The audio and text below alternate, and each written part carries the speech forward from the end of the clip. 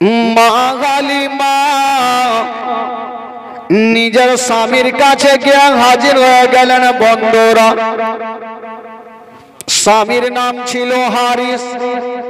গিয়ে বলছেন, স্বামী গো, ও গো আমার মাথার তাজ, শুনেছি মক্কা নগরে অনেক ছেলেরা জন্মগ্রহণ করেছে না, অনেক মেয়েরা যাচ্ছে না সন্তান আনার জন্য, আমিও যাব আর একটা সন্তানকে নিয়ে আসিব, আমি দুগ্ধ পান করাবো, যা বেতন পাবো আমাদের সংসারটা হালকা হবে। হারিস বলছেন, বিবি তোমার কি মাথা খারাপ? একটা সন্তানকে পেট ভর্তি করে দুগ্ধ পান করাতে পারো না, আর একটা সন্তানকে নিয়ে এসে কেমন করে দুগ্ধ পান করাবে? না, আমি তোমাকে যেতে দিব না। মা হালিমা বলছেন, স্বামী গো, ও গো আমার মাথার তাজ, আমার মন বলে দিল বলে আমি একটা সন্তানকে নিয়ে আসিব, হয়তো আমি ভাগ্যবতী হয়ে যাব। মা হালিমা বলছেন, স্বামী গো, আমাকে একবার মক্কা নগরে নিয়ে চলে না। হারিস নিয়ে যাবে না, আর মা হালিমা স্বামীর হাতখানা কোনো মতে ছাড়ে না। স্বামী গো, আমাকে মক্কা নগরে নিয়ে চলেন। হারিস বলছেন, বিবি এত দূরের রাস্তা কিসে করে যাব? মা হালিমা বলছেন, স্বামী গো, আমাদের একটা উট আছে, ওই উটে চেপে আমরা যাব। হারিস বলেছিলেন, বিবি হালিমা যেই কথা বলেছ আর ভুল করেও বলিও না। বললো কেন? বলো আমাদের এত দুবলা পাতলা উট বসে গেলে উঠতে পারে না, ওই উটে চেপে যদি যাই তবে মক্কা নগর আমরা যেতে পারবো না। আমাদের দুবলা পাতলা উট এত দূরের রাস্তা কি করে যাবে? মা হালিমা বলছেন, স্বামী গো, যাওয়া যাবে, একটা উপায় আছে। কি উপায়? বলছেন, স্বামী গো, আমরা উঠে চেপে যাব না, তবে কেমনে যাবেন? বলছেন, স্বামী গো, আমরা উটকে নিয়ে যাব, আমি লাগাম ধরে ধরে আগে আগে টানবো, আপনি পিছনে পিছনে হাঁটাবে না। যাবার সময়তে আমরা উটকে হাঁটিয়ে নিয়ে যাব, আর ওখানে গিয়া যদি মক্কা নগরে কোন সন্তান পেয়ে যায় তবে উটের ওপরে চাপিয়ে নিয়ে আসিব। স্বামী গো আমার, এক কাজ করে, আমরা যাব হেঁটে হেঁটে, আর আসার সময় উঠে চেপে চলে আসবো। যাওয়ার সময় তো আরামে যাবে। চলো, যখন বিবি তুমি বলছো তবে চলো, রেডি হয়ে যাও। মা হালিমা বাবা গো মক্কা নগর যাওয়ার জন্য রেডি হয়ে গেছেন। বন্ধুরা, যেমন রেডি হয়ে গেছেন বাবা, হাইরে মা হালিমা উটের লাগাম খানা ধরে আগে আগে টানছেন বাবা, আর হারিস বন্ধুরা পিছনে পিছনে হাঁটাচ্ছেন, আস্তে আস্তে চলছেন বাবা। অর্ধেক রাস্তাও গেল না, অন্য অন্য মেয়েরা যারা ছিল তারা মক্কা নগর পৌঁছে গেল, আর মা হালিমা অর্ধেক রাস্তাও গেল না। অন্য অন্য মেয়েরা ভালো ভালো উট নিয়ে স্বামী স্ত্রী মক্কা নগর পৌঁছে গেল, আর মা হালিমা নিজের স্বামীকে নিয়ে অর্ধেক রাস্তাতেই থাকলো। তো ইনারা অর্ধেক রাস্তাতে থাক, যে মেয়েগুলা মক্কা নগর পৌঁছে গেল তাদের ঘটনা কি ঘটছেন শুনুন ভাই। অন্য মেয়েরা যখন মক্কা নগর পৌঁছে গেল, মায়া মেনা আমার নবীকে ঘরের মধ্যে রেখে দিয়েছেন বন্ধুরা। আর বারান্দায় দাঁড়িয়ে দাঁড়িয়ে দেখছেন আল্লাহ আমার সন্তানকে কেটা নিয়ে যাবে। মায়া মেনা দাঁড়িয়ে দাঁড়িয়ে দেখতেছিল, একটা মেয়ে চলে আসিল, বলছে আমেনা বলো তোমার বাড়িতে কোন সন্তান আছে কিনা? মায়া মেনা বলেছিলেন বহিন আমার বাড়িতে সন্তান আছে গো, তবে তোমাকে একটা কথা বলবো। বললো কি কথা? বলছেন বহিন শোনো আমার সন্তান আছে গো, কিন্তু এই সন্তানের বাবা জগতে বেঁচে নাই।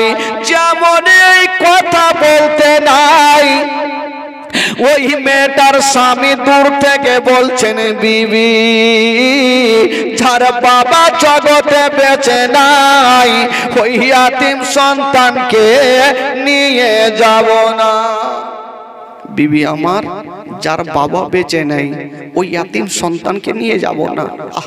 আমার নবীকে হেলা করে ওই মেয়েটা চলে গেলেন, আর মা আমেনা কাঁদতে কাঁদতে মাটিতে বসে গেলেন।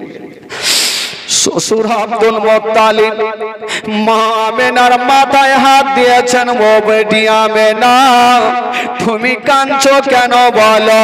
মা আমেনা বলছেন আব্বা গো আজকে আমার সন্তানের বাবা বেঁচে নাই, বলি আমার সন্তানকে নিয়ে গেল না। আব্বা গো আমার সন্তানকে যদি না নিয়ে যাই তবে আব্বা গো বলুন আমি কেমন করে থাকবো? আব্দুল মুত্তালিব বলছেন আমেনা তুমি কান্দিও না রে মা, কান্দিও না, আমি সব সহ্য করিব, কিন্তু তোমার চোখের পানি সহ্য করব না। আমেনা তোমার সন্তানকে নিয়ে গেল না মা, চিন্তা করো না মা, কেউ না কেউ তোমার সন্তানকে নিয়ে যাবে। মা আমেনা কাঁদছেন আর ভাবছেন আল্লাহ আমার সন্তানের যদি চেহারা কেউ দেখে তবে কেউ না কেউ তো নিয়ে যাবে। মা আমেনা আমার নবীকে কোলে নিয়া বাবা গেটের পাশে দাঁড়িয়ে গেছেন। আল্লাহ আমার সন্তানকে নিয়ে যাবে। হাইরে মা আমেনা যেমন গেটে দাঁড়িয়ে আছেন গো, একটা মেয়ে চলে আসিল, ও বহিন আমেনা তোমার সন্তানকে আমি দাও, আমি নিয়ে যাব। মা আমেনা আমার নবীকে কোলে দিয়েছেন বাবা, যেমন ওই মেয়েটা আমার নবীকে কোলে নিয়েছেন বন্ধুরা। কোলে নেওয়ার পরে আমেনা বলছেন বহিনী একটা কথা শোনো, আমার সন্তানকে নিয়ে যাও, তবে আমি এ সন্তানের মা তোমাকে একটা কথা বলবো। বললো কি কথা? বলছেন বহিন শোনো এই সন্তান আছে গো, কিন্তু সন্তানের বাবা বেঁচে নাই। যেমন এই কথা বলতে নাই ওই মেয়েটা ভাবছেন জানি না এই সন্তানকে যদি 2 বছর দুগ্ধ পান করায় যার বাবা বেঁচে নাই বেতনটা কে দেবে? সঙ্গে সঙ্গে ঘুরিয়ে দিচ্ছে নামে না যার বাবা জগতে বেঁচে নাই ওই ইয়াতিম সন্তানকে নিয়ে যাব না। আমেনা যার বাবা বেঁচে নাই ওই ইয়াতিম সন্তানকে নিয়ে যাব না। আমেনা কাঁদতে কাঁদতে মাটিতে বসে গেল। আব্দুল মুত্তালিব বলছেন বেটি আমেনা মা কান্দিও না মা, আব্বা গো, আজকে যদি আপনার বেটা বেঁচে থাকতো আব্বা, আমার সন্তানকে কেউ ইয়াতিম বলে হেলা করতো না। মা আমেনা আমার নবীকে বুকে নিয়েছেন আর বলছেন, ওরে লাডলা দুলারা, আমি আর কাউকে দেব না বেটা, আমি তোমার মা, অন্তর ভরে আদর করব। মা আমেনা কাঁদছেন আর মুখ দিয়ে একটা ছন্দ বের হচ্ছেন। মা আমেনা কান্দে হায়রে, মা আমেনা কান্দে হায়রে, ছেলে বুকে করিয়া, কে বাজাবে আমার সোনার লালকে লইয়া, কে বাজাবে আমার সোনার লালকে লইয়া। মা আমেনা কান্দে হায়রে, মা আমেনা কান্দে হায়রে, ছেলে বুকে করিয়া, কে বাজাবে আমার সোনার লালকে লইয়া, কে বাজাবে আমার সোনার লালকে লইয়া। ও তাই যত হিয়েলো নগরে,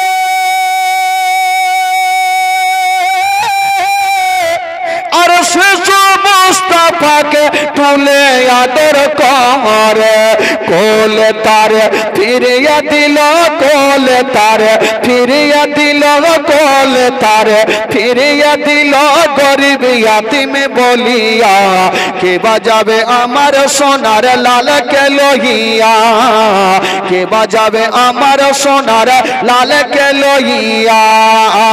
মা আমেনা কান্দে হায়রে, মা আমেনা কান্দে হায়রে, ছেলে বুকে করিয়া, কে বাজাবে আমার সোনার লালকে লইয়া, কে বাজাবে আমার সোনার লালকে লইয়া, কে বাজাবে আমার সোনার লালকে লইয়া।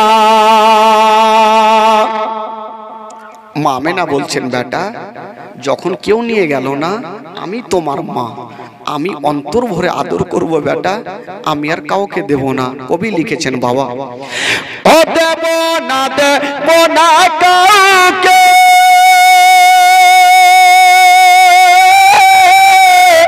আর লালন পালন করব আমি নিজের কাছে।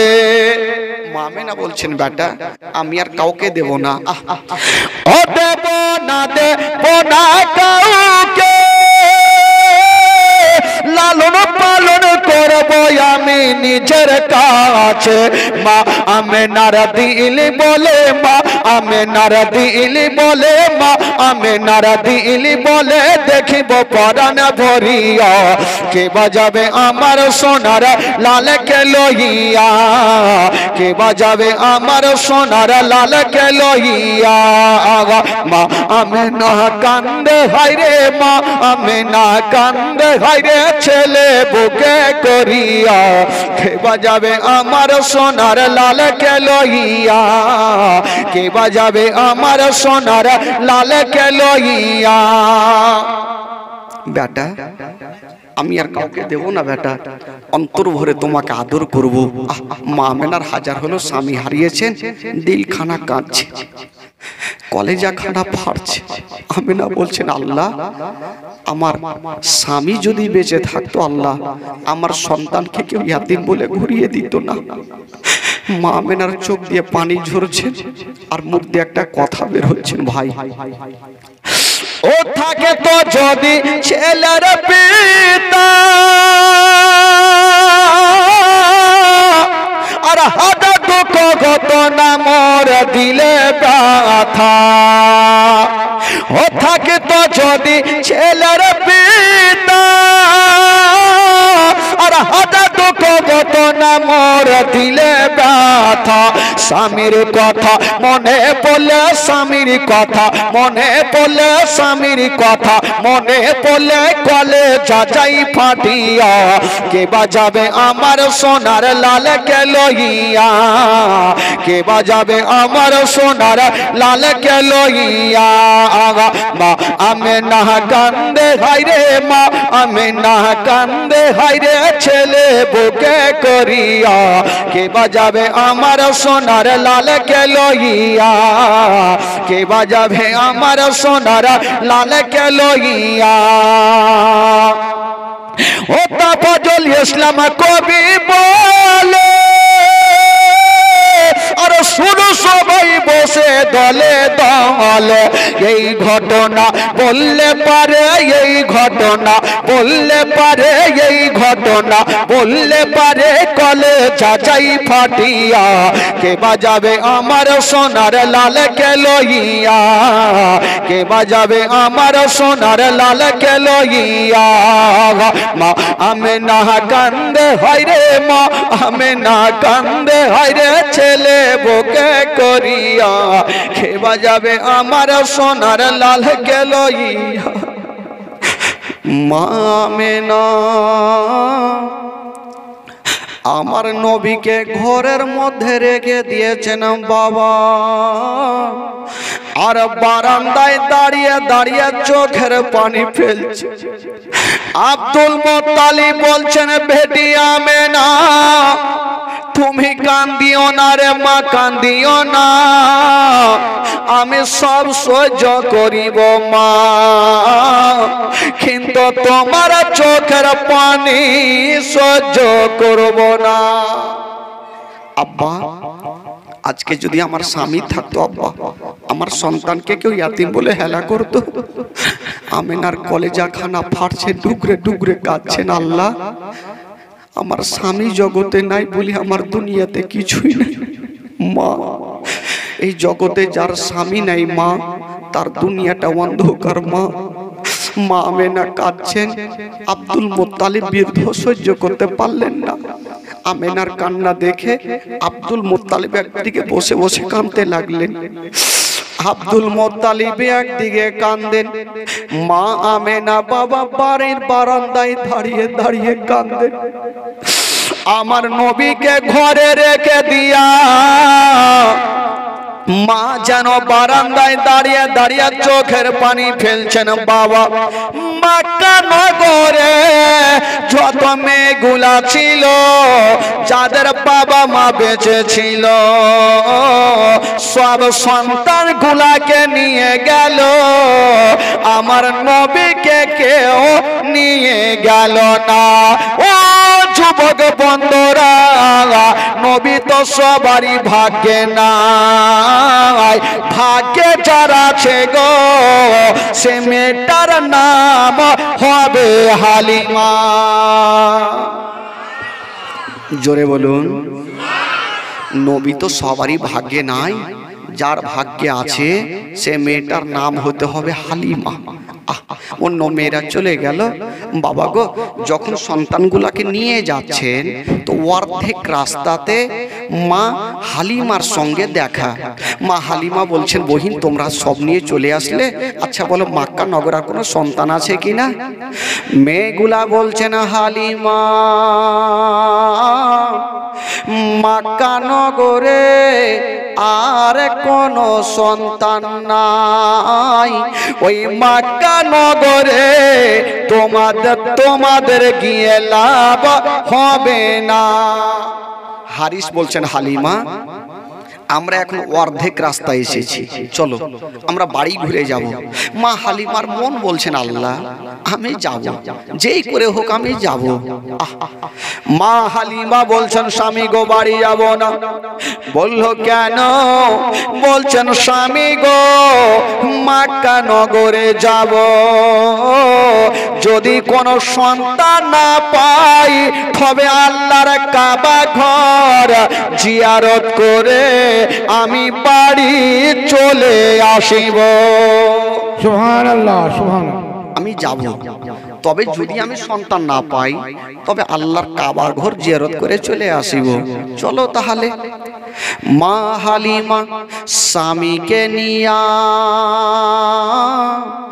বাবা মক্কা নগর পৌঁছে গেল।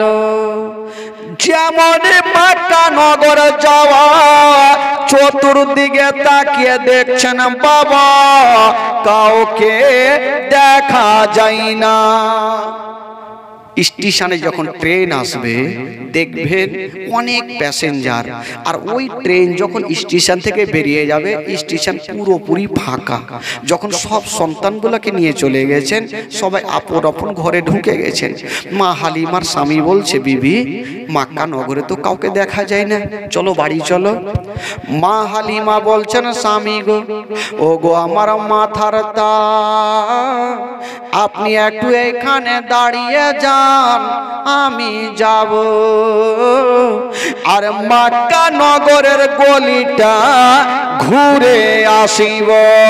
হায়রে মা হালিমা যেমনই মক্কা নগরের দিকে যাওয়া, চতুর্দিকে তাকিয়ে দেখছেন বাবা কাউকে দেখা যায় না।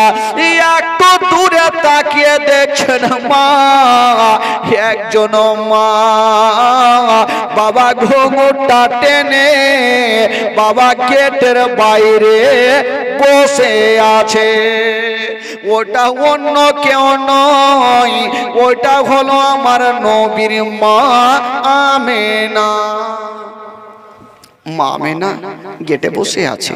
মা হালিমা ভাবছেন কাউকে দেখা যায় না, কিন্তু ওই গেটের পাশে কে বসে আছে, একবার যাই। যেমনই গেলেন বন্ধুরা, যেমনই কাছাকাছি গেছেন বাবা বলছেন, কে আছো গো, একবার মাথাটা তুলো। যেমনই বন্ধুরা মাথাটা তুলেছে গো, খোদার কসম এত স্বামীর জন্য আমেনা কেঁদেছে বাবা, চোখগুলা ফুলে গেছে চোখের পানিতে, বাবা গো বুকটা ভিজে গেছে, চোখ দিয়ে পানি। মা হালিমা বলছে, বহিন কেন তুমি কাঁদছো, কি হয়েছে বলো? মা আমেনা বলছেন, কে আছো গো, তোমার নাম কি, তুমি কেন এসেছো বলো? মা হালিমা বলছেন, শোনো ও গো বহিন, আমার বাড়ি হলো তাইফ শহরে, আমি এসেছি একটা বাচ্চা পাওয়ার আশাতে। মা হালিমা মা আমেনা বলছেন, হালিমা আমার বাড়িতে সন্তান আছে গো, কিন্তু আমি আর কাউকে দেব না। কারণটা কি, দেবে না কেন দেবে না? মা হালিমা বলছেন, আমেনা একবার তোমার সন্তানকে দাও। বলছেন, আমি দেব না। বলে, কারণটা কি বলো? বলছেন, হালিমা আমার সন্তানকে কয়েকজনকে দিয়েছিলাম, আমার সন্তানকে ফেরত দিয়েছেন, আমি আর কাউকে দেব না। বলল, কেন? বলছেন, হালিমা আমি এই জন্য দেব না, আমার সন্তান আছে গো, কিন্তু সন্তানের বাবা জগতে বেঁচে নাই। হালিমা আমার সন্তান আছে কিন্তু সন্তানের বাবা বেঁচে নাই। ভাই, যার বাবা জগতে নাই তার দুনিয়াটা অন্ধকার। মা আমেনা বলছেন, বহিন এ সন্তানের বাবা নেই, আমার স্বামী জগতে বেঁচে নাই। হারিস দূর থেকে বলছেন, হালিমা যার বাবা বেঁচে নাই ওই ইয়াতীম সন্তানকে নিয়ে যাব না, যদি নিয়ে গিয়ে দুগ্ধ পান করাও, যার বাবা নাই বেতনটাকে দেবে। হালিমা চলে আসো।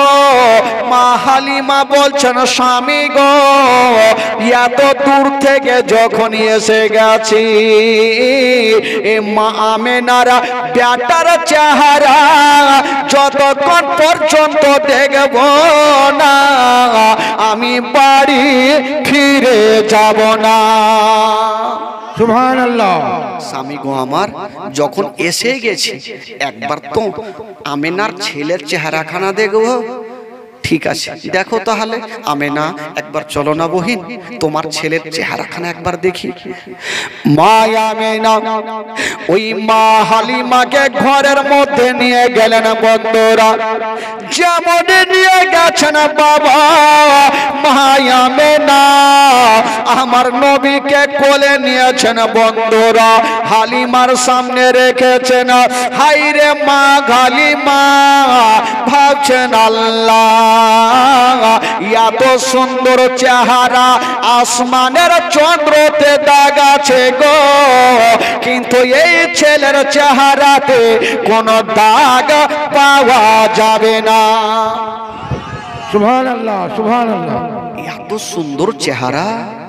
মা হালিমা যেমনই আমার নবীর দিকে নজর করেছেন বন্ধুরা, হায়রে আমার নবী মুস্তাফা বাবা গো, চোখটা খুলে দিয়া মা হালিমার দিকে দেখে একটু মুস্কি মেরে হেসে গেলেন। সুবহানাল্লাহ সুবহানাল্লাহ। একটা ছোট্ট বাচ্চি যদি কাউরির দিকে দেখে একটু হাসে মুস্কুরায়, একটু ময়া মমতা বেশি হয়ে যায়।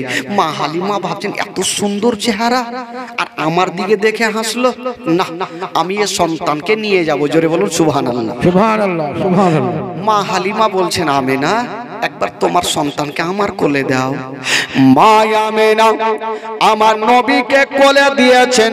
হায়রে মা হালিমা আমার নবীকে কোলে নিয়েছেন বন্ধুরা। মা হালিমা ভাবছেন আল্লাহ আমি সন্তানকে নিয়ে যাব, তবে একবার দুগ্ধ পান করাইয়া দেখি।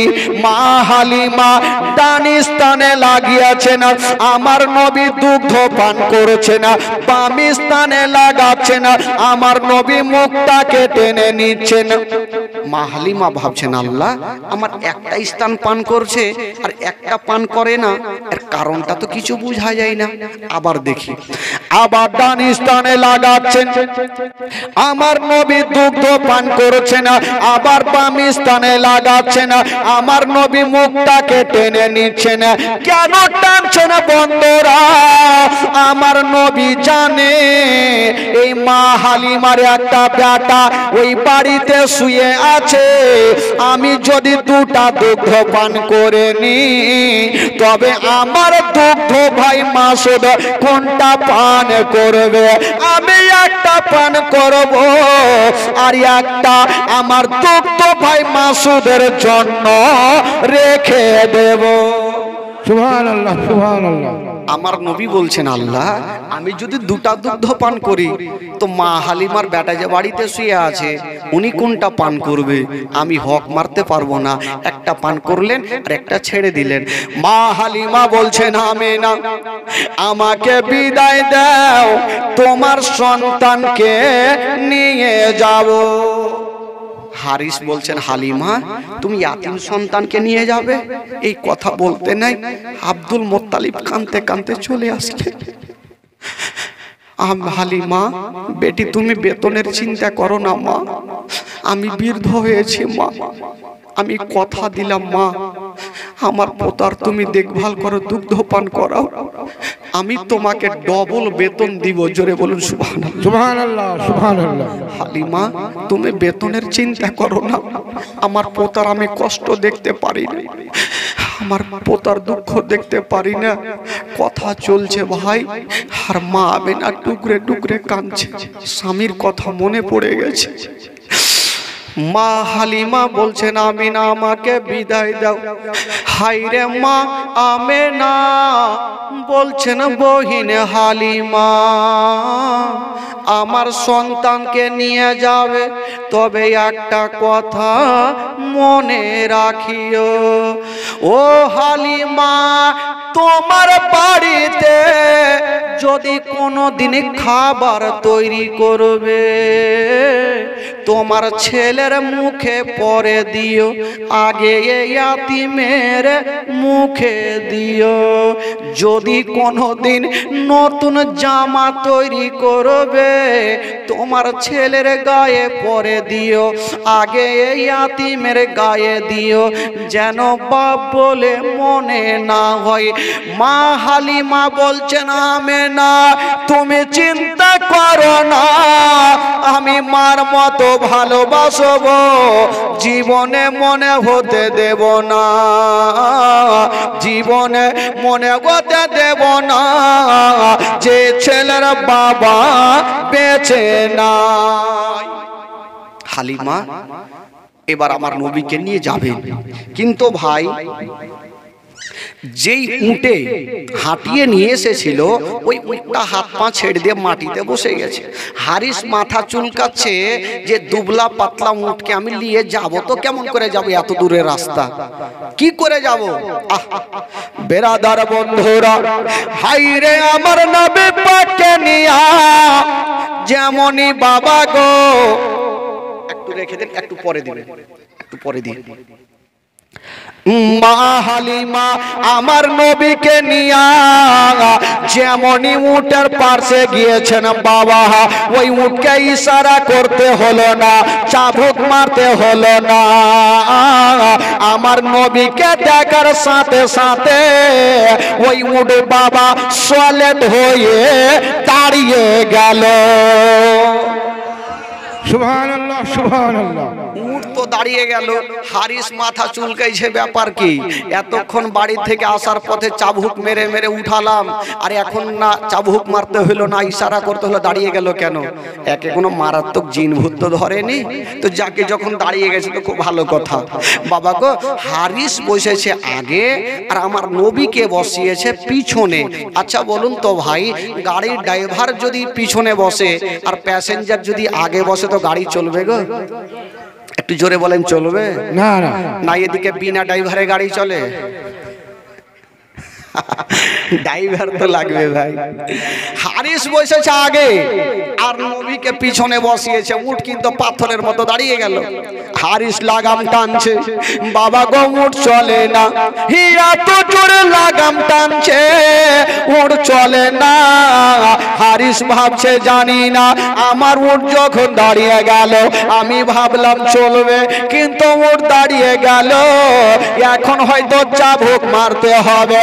চাবুক টানা যেমন হাতে নিয়ে আছেন, উট বলছেন আল্লাহ আমি কেমন করে চলবো আল্লাহ, আজকে যদি আমার মালিক আমাকে মারতে মারতে মেরেও ফেলে দেয় তবুও রাজি আমি চলবো না, অতক্ষণ পর্যন্ত চলবো না যতক্ষণ পর্যন্ত বিশ্ব নবীকে পিছন থেকে তুলে আগে না বসাবে। সুবহানাল্লাহ সুবহানাল্লাহ। নবীকে পিছন থেকে তুলে আগে না বসালে আমি চলবো না। আমার আল্লাহ বলছেন, এই জন্তু তুমি তোমার বুদ্ধি খুঁজে পাও না যে নবীকে পিছন থেকে তুলে আগে কি করে বসাবে? আল্লাহ কি করে বসাবো? বলে এক কাজ করো, তোমার পিছনের দুটা পা এইভাবে চাঁড়ো আর ফেলো। হারিস বুঝতে পারবে যে পিছনে বাচ্চা আছে, তখনই পড়ে যাবে। বুদ্ধি পেয়ে গেল, উড় বাবা তাই করতে লাগলো, পিছনের দুটা পা চাঁড়ছে আর ফেলছে। হারিস ভাবলো মারাত্মক জিন ভূতে উটকে ধরেছে। হালিমা এক কাজ করো, পিছনে বাচ্চা আছে হয়তো পড়ে যেতে পারে, আগে বসাও। যেমনই আমার নবীকে আগে বসিয়েছেন বাবা, ওই উটকে ইশারা করতে হলো না, চাবুক মারতে হলো না। হাইরে বেজুবান জন্তু হাওয়ার গতিতে বাবা চলতে আরম্ভ করে দিল। সুবহানাল্লাহ সুবহানাল্লাহ। এত জোরে চলতে লাগলো, হারিস আর লাগাম ধরতে পারে না। হারিস বুঝে গেল একে মারাত্মক জিন ভূতে ধরেছে, আজকে অ্যাক্সিডেন্ট কোনটা করবে জানি না। এই বাবা এত জোরে চলতে লাগলো, ওই যে আসার সময়তে অর্ধেক রাস্তাতে মেয়েগুলার সঙ্গে দেখা, ওই মেয়েগুলার সঙ্গী হয়ে গেল। জোরে বলুন সুবহানাল্লাহ সুবহানাল্লাহ। মেয়েগুলা বলছেন, হালিমা আচ্ছা যাওয়ার সময়তে যে উঠে গিয়েছিলে ওটা বিক্রি করে এটা কি নতুন খরিদ করেছো? মা হালিমা বলছেন, বহিন একটা কথা শুনেলাম, আমি যে উঠে গিয়েছিলাম ওটাই উট আছে, কিন্তু প্যাসেঞ্জার আলাদা। সুবহানাল্লাহ সুবহানাল্লাহ। আলাদা প্যাসেঞ্জার কে ভাই? আমার নবী, জোরে বলুন সুবহানাল্লাহ। সুবহানাল্লাহ সুবহানাল্লাহ। মা হালিমা ওই মেয়েগুলা অর্ধেক রাস্তাতেই থাকলো, আর মা হালিমার উট আগেই বাড়ি পৌঁছে দিল। জোরে বলুন সুবহানাল্লাহ। সুবহানাল্লাহ তো সুবহানাল্লাহ। যার পিঠে আমার নবী চেপে থাকবে তার শক্তি হবে না ভাই। কেতাবে আরো লিখছেন যে উটের স্থানে দুগ্ধ ছিল না, আমার নবী যেমনই উটের পিঠে চেপে যাওয়া ওই উটের স্থানে দুগ্ধ পূর্ণ হয়েছিল। জোরে বলুন সুবহানাল্লাহ সুবহানাল্লাহ।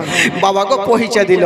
মা হালিমার ঘর অন্ধকার ছিল, আমার নবী যেমনই যাওয়া আমার নবীর নূরে মা হালিমার ঘর আলো আলো হয়ে গেল। এই জন্য তো কবি লিখেছেন বাবা, ও তোমার আম্মা আমেনা গো তোমার দোদ মা হালিমা, তোমার আম্মা আমেনা গো তোমার দোদ মা হালিমা, তয়ার না বেঠি আমরা তোমায় ভুলতে পারি না, দয়ার না বেঠি আমরা তোমায় ভুলতে পারি না, তোমার আম্মা আমেনা গো তোমার দোদ মা হালিমা, তোমার আম্মা আমেনা গো তোমার দোদ মা হালিমা, তোমার আম্মা আমেনা গো তোমার দোদ মা হালিমা। নবী গেলেন মা হালিমার ঘরে, মা হালিমার ঘর আলোকিত হলো, মা হালিমা বলে খোদা রহমত করে, মা হালিমা বলে খোদা রহমত করে, আমার ঘরে দেখো এলো নবীর খাজানা, তোমার আম্মা আমেনা গো তোমার দোদ মা হালিমা, তোমার আম্মা আমেনা গো তোমার দোদ মা হালিমা, তোমার আম্মা আমেনা গো তোমার দোদ মা হালিমা, দয়ার নবীজি আমরা তোমায় ভুলতে পারি না, দয়ার নবীজি আমরা তোমায় ভুলতে পারি না, তোমার আম্মা আমেনা গো তোমার দোদ মা হালিমা, তোমার আম্মা আমেনা গো তোমার দোদ মা হালিমা। জোরে বলুন সুবহানাল্লাহ। সুবহানাল্লাহ সুবহানাল্লাহ। গোটা মাজমা একটু দুই হাত তুলে বলুন তো সুবহানাল্লাহ। চাদর গুলা রাইখে দেন না। সুবহানাল্লাহ। বললাম চাদর রেখে দেন, তো চাচা কইছে সুবহানাল্লাহ। আচ্ছা কহিছে তো মোহব্বত আছে ভাই, একটু চাদর রেখে দিবেন, চাদর থাকলেই জ্বালা। আর এখানে তো এমনিতে ঠান্ডা নাই, চতুর্দিকে দেখেন ঘেরাও করে রেখেছে, ঠান্ডা নাই। একটু সুবহানাল্লাহ জোরে বলবেন, তাহলে শয়তান থাকবে না, শয়তান ভাগতে লাগবে। শয়তান তো সব জায়গাতে থাকে ভাই, আশেপাশে সব জায়গাতে আছে, কিন্তু আমল করার চেষ্টা করবেন নাকি। কারণ একটা মাওলানা জালসা করছে, নানা নাতি জালসা শুনতে গেছে, মাওলানা বলছে যে ঘুটনির ওপর থেকে লুঙ্গি যেন না উঠে। নাতি কিন্তু খুব বেরেনে গেছে, মাওলানার কথাটা আমল করেছে। নানা নাতি জালসা শুনে বাড়ি যাচ্ছে, তো একটা ছোট নদী ছিল, নদী পার হচ্ছে। পার যখন হয়েছে তো নানার পুরা শরীর কাঁচা মানে শুকিয়ে আছে, লুঙ্গিও ভিজেনি, আর নাতির পুরা লুঙ্গি ভিজে গেছে। জিজ্ঞাসা করছে, হারে নাতি তোর লুঙ্গিটা কেমন করে ভিজলো? নানা আপনি শুনেননি, মাওলানা বলেছে ঘুটনির ওপর থেকে লুঙ্গি না উঠে আমার পানি বেড়েছে, লুঙ্গি ভিজে গেছে, উঠাইনি। বলছে না না আপনারটা শুকা কেন করে? ধুর পাগলা, যেমন যেমন পানি বেড়েছে তেমন তেমন লুঙ্গি মাথায় উঠিয়েছে। কইছে না না আপনি কি মাওলানার কথা শুনলেন না? বলে ধুর পাগলা, এই জালসা শুনতে শুনতে চুল দাড়ি পেকে গেছে, জেঠে শুনেছি লুঙ্গি ঝেড়ে বাড়ি চলে এসেছি। এই তো অবস্থা বেরাদার বন্ধুগণ, বাবাজি আমার নবী মা হালিমার ঘরে থাকতে লাগলেন। দিন যাই সময় কাটে, দিন যাই সময় কাটে, আস্তে আস্তে আমার নবী হাঁটতে শিখলেন, কথা বলতে শিখলেন। একদিন আমার নবী মাসুদকে জিজ্ঞাসা করছেন, মা হালিমার বেটাকে, আচ্ছা ভাই তোমরা প্রত্যেক দিন রাত্রে বেলা আমার সঙ্গে ঘুমাও, আর সকাল বেলা তোমাদের দেখা যায় না, কোথায় যাও? বলে ভাই আমরা তো ময়দানে বকরি নিয়ে যাই। আমার নবী বলছেন, ভাই আমিও যাব। বলছেন না তোমাকে আমার মা জিন্দেগিতে পাঠাবে না? বলছে ভাই একবার যাও না, তোমরা পাড়ার ছেলে আমার মাকে রাজি করো। বলছে চেষ্টা করছি ভাই। তো মাসুদ আর পাড়ার ছেলেরা মা হালিমার কাছে হাজির। মা গো, মা একটা কথা বলবো মা। কি রে বেটা? বলছে মা গো আমার ভাই মোহাম্মদ বড় হয়েছে মা, যদি পারমিশন দাও মা আমার ভাইকে একটু ময়দানে নিয়ে যাব। মা হালিমা বলছেন বেটা খবরদার বলিও না, ওটা আমার সন্তান নয়, ওটা হইল আমেনার সন্তান। ওই সন্তানকে যদি কিছু হয়ে যায় আমি আমেনাকে মুখ দেখাতে পারবো না। মা হালিমা পাঠাবে না আর বাচ্চা ছেলেগুলা মার হাতখানা ছাড়ে না। কবি লিখেছেন বাবা তোর মোস্তাফাকে দে না মা গো সঙ্গে নিয়ে যায়, তোর মোস্তাফাকে দে না মা গো সঙ্গে নিয়ে যায়।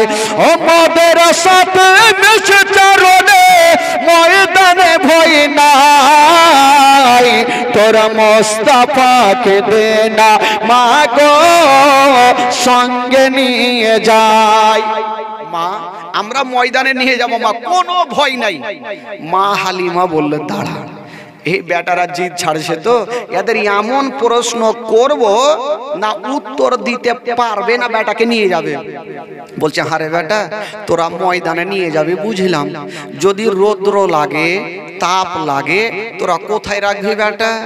বাচ্চা ছেলেরা বলছেন মা গো রৌদ্র লাগবে না তাপ লাগবে না, জঙ্গলে ব্যবস্থা করে রেখেছি। জোরে বলুন সুবহানাল্লাহ। সুবহানাল্লাহ সুবহানাল্লাহ। আরে বেটা ওটা কি ব্যবস্থা করেছি? তখন মাসুদ আর পাড়ার ছেলেরা বলছেন মা গো কি ব্যবস্থা করে রেখেছি জানেন? বাবলা গাছের ছায়াই নিয়ে বসবো সবাই ঘিরে, আরে খোরমা পাতার তাজবা নাইয়া মা পড়িয়া দেব শিরে। সুবহানাল্লাহ সুবহানাল্লাহ। মা গো বাবলা গাছের তাজ বানাবো আর ভাইয়ের মাথায় পড়াবো, রৌদ্র লাগবে না। কবি লিখেছেন বাবলা গাছের ছায়াই নিয়ে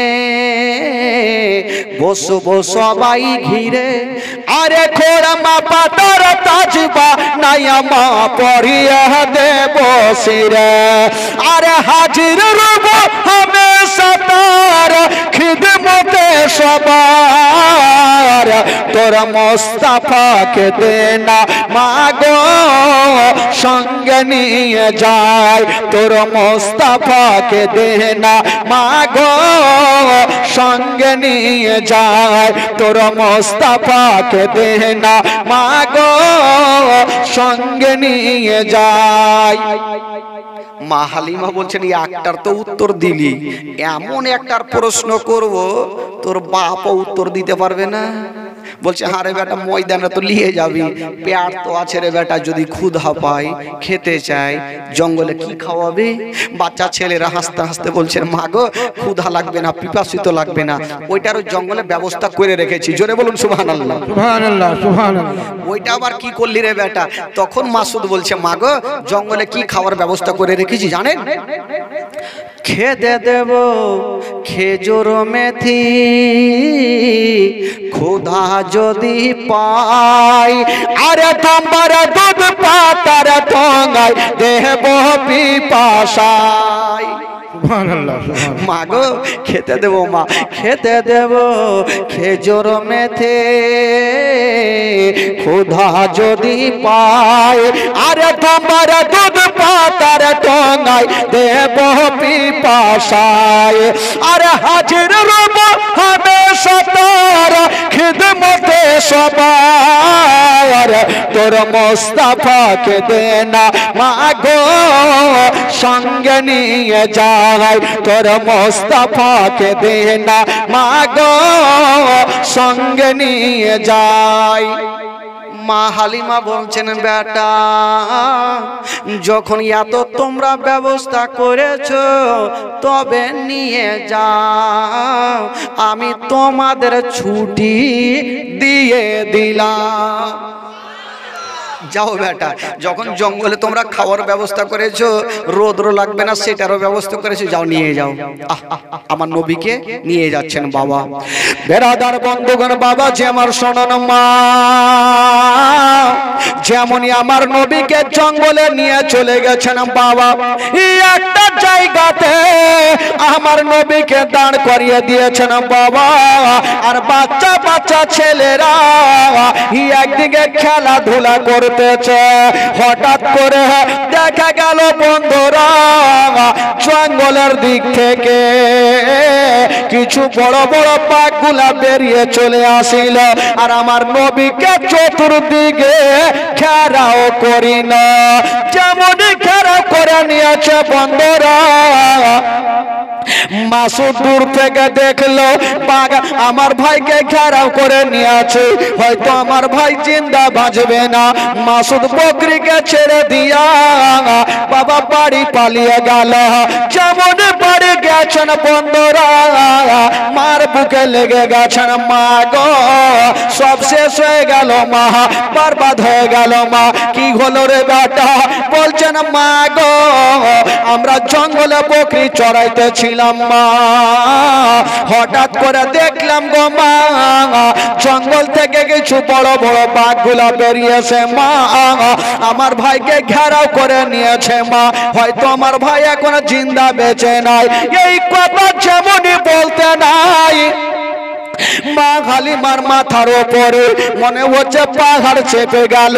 আল্লাহ, ওইটা আমার সন্তান নয়, ওইটা গোলামেনার সন্তান।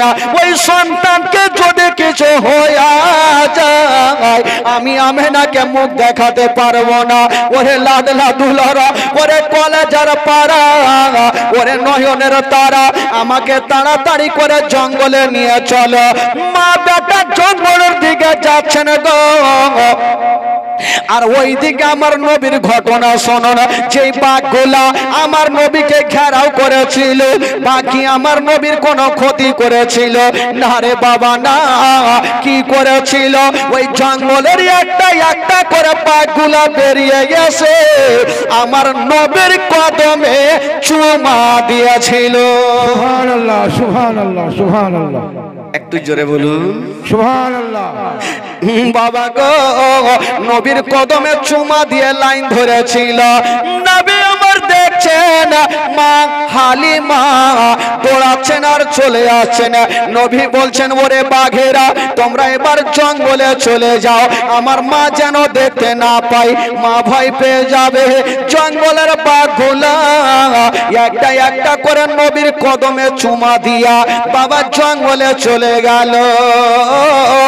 আর মা কালিমা দৌড়াতে দৌড়াতে গিয়া আমার নবীকে টেনে বুকে লাগালো। ওরে লাডলা দুলারা, ওরে কলেজার পাড়া, ওরে নয়নের তারা, আমি শুনলাম বেটা তোমাকে বাঘে ঘেরেছিল বেটা। আমার নবী বলছেন মা গো, যা শুনেছেন মা সত্য কথা, তবে মা গো আমাকে বাঘে ঘেরেছিল মা, কোনো ক্ষতি করে না। কি করেছিল রে বেটা?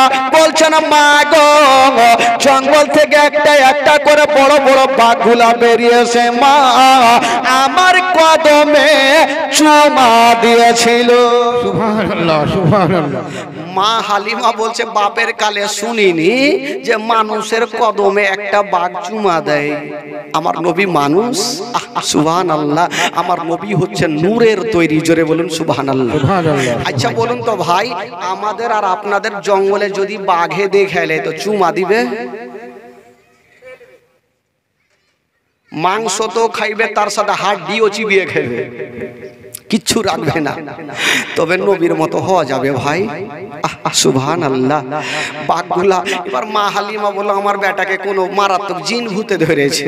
আমি জীবনে শুনিনি যে বাঘে ধরে ও চুমা দিয়ে জঙ্গলে যাবে। না, এই বেটাকার জিন্দেগিতে জঙ্গলে পাঠাবো না, 6 মাস ধরে পাঠাই না। তো জঙ্গলের বাঘগুলো আলোচনা করছে, হ্যাঁ গো 6 মাস থেকে নবী জঙ্গলে আসেনি আর নবীর জিয়ারতও করতে পাইনি। তো কি করা যাবে? একটা মিটিং করছে, এক কাজ করো, ডিসিশন হইলে এক কাজ করো, আমরা হাড় মারিয়ে যাব, হালিমার বাড়ি ঢুকবো, নবীকে দেখবো, জিয়ারত করে চলে আসবো। চল তাহলে। এই বাঘগুলা ডিসিশন নিয়ে একটা দল কিন্তু চলে যাচ্ছে। তো বাঘের সর্দার বলছে ওই তোরা কোথায় যাবি? বলে যাব নবীকে দেখতে। বলে তোরা যাবি যা, একটাও ঘুরে আসবি না। কার নাক বোঁচা হইবে, কার মুখ টেঁড়া হইবে, বলে কেন? বলে তোদের ধারণা তোরা নবীকে দেখবি, কিন্তু পাড়ার মানুষ কি ওইটা বুঝবে? লাঠি লাদ না কুণ্ঠে পড়বে জানিস? একটাও নিচে পড়বে না, সব কোমরে পড়বে, কোমর ভেঙে যাবে। তাহলে কি করব? বলে শোন, নবীকে দেখার একটাই উপায় আছে। বলে কেমন? বলে যখন কালকে মা হালিমার বেটা বকরি গুলাকে নিয়ে আসবে, তো তোরা বড় বড় বকরি গুলাকে ধরে ফেলবি, আর ওই বকরি ছুটাতে সাধারণ লোক আসবে না। যদি আসে তবে শেষ জামানার নবী আসবে, আর নবী যখন আসবে তোরা অন্তর ভরে নবীর জিয়ারত করে নিবি। সুবহানাল্লাহ, সুবহানাল্লাহ, সুবহানাল্লাহ। আরো জোরে বলুন সুবহানাল্লাহ। তো সর্দার কি এমনি বানা যায়? দেখে শুনে তো সর্দার হয়। একটা সর্দার একটা লোককে ডাকছে, ওই লোকটা জীবনে নামাজ পড়েনি। ওই লোকটাকে বলছে শুন। সর্দার ভাবলে একে টাকার লোভ দিতে হবে, বলছে তোকে 40 দিন নামাজ পড়তে হবে, আমি নিজের পকেট থেকে তোকে 10,000 টাকা দিব। এমনি বলেছে যাতে 40 দিন যদি একটা লোক নামাজ পড়ে অভ্যাসটা লেগে যাবে। আর ওই লোকটা ভাবলো বাপরে 40 দিন নামাজ পড়ে যদি 10,000 পাই তো পড়বো না কেন? এই সত্যিকারই 40 দিন পড়ে চলে এসছে। সর্দার সাহেবকে চায়ের দোকানে বলছেন টাকা দেন। সর্দার সাহেব মাথা চুলকাইছে, কিসের টাকা রে বাবা? আপনি ভুলে গেছেন ওই দিন গলা উঁচু করে বলেছেন যে 40 দিন নামাজ পড়লে 10,000 টাকা, আজকে 40 দিন পুড়িয়ে এসছি। সর্দার বলছে দেখো ভাই, টাকা দেওয়ার জন্য তো বলিনি, আমি এমনি বলেছিলাম যাতে 40 দিন নামাজ পড়লে তোমার অভ্যাসটা লেগে যাবে। চট করে লোকটা বলছেন সর্দার সাহেব আমি জানতাম যে 40 দিন নামাজ পড়লে আপনি টাকা দেবেন, আমাকে ঠকবেন, এই জন্য আপনাকে একটা জিনিস মারাত্মক হয়ে গেছি। সর্দার ফের মাথা চুলকেছে, কি ঠকলে রে ভাই? বলে কি ঠকেছো? বলে সর্দার সাহেব আমি 40 দিন যা নামাজ পড়েছি একদিনও উজু করিনি, বিনা উজুতে নামাজ পড়েছি। আচ্ছা বলেন তো ভাই, বিনা উজুতে নামাজ হবে? তো সর্দার এমনি বানানো হয় না। বাঘের সর্দার বলছে শোন, তোরা এমনিতে যদি যাস তো কেউ ঘুরে আসবি না। কার নাক মোচা, কার নাক টেঁড়া, কার কোমর টেঁড়া। তোরা কালকে যখন কি বলে মাসুদ বকরি নিয়ে আসবে, তোরা বকরি গুলাকে ধরবি, আর ওই বকরি ছুটাতে আসে শেষ জামানার নবী আসবে, তখন তোরা অন্তর ভরে নবীর জিয়ারত করে নিবি। বাবা গো তাই করলো।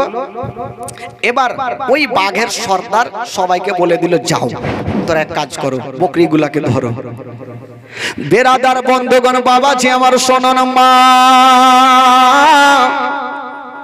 তারপরের দিনে যেমনই মাসুদ বড় বড় বকরি গুলাকে জঙ্গলে নিয়ে এসেছেন বাবা, যেমনই নিয়ে এসেছেন বন্ধুরা। আচ্ছা এবার আপনারা একটু আগে চলে আসেন ভাই, এরা তো খালি করে মাদ্রাসায় যাবে, সকালে আবার ক্লাস আছে ভাইদের।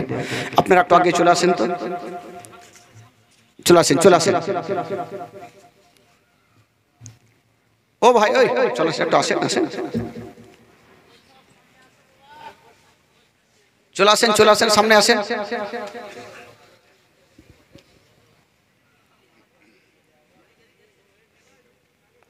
ও পিছনে যারা বসে থাকলো ভাই চলে আসেন একটু, শোনা ভাই আমি জানি। ও ভাই 3টা ভাই আর ওখানে বসে কেন? ষাটের সেটে বসে। ও ভাই টুপি ভাই একটু চলে আসেন ভাই, এই জায়গাটা কি দোষ করলে?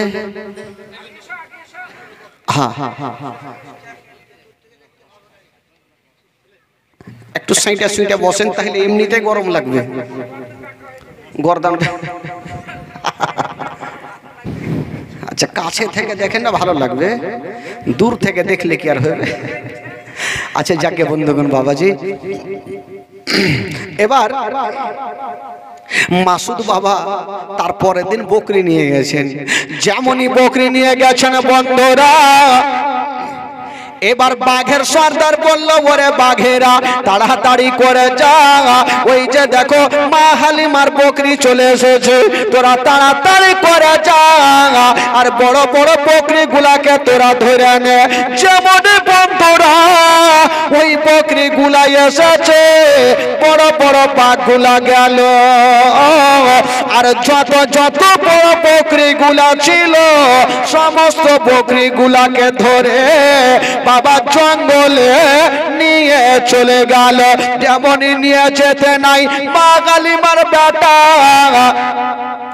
মাসুদ যেন কাঁদতে আরম্ভ করেছেন, আল্লাহ আমাদের সমস্ত বকরিকে ধরে নিয়ে চলে গেল। মাসুদ যেন কাঁদতে কাঁদতে বাবা বাড়ি পালিয়ে গেল।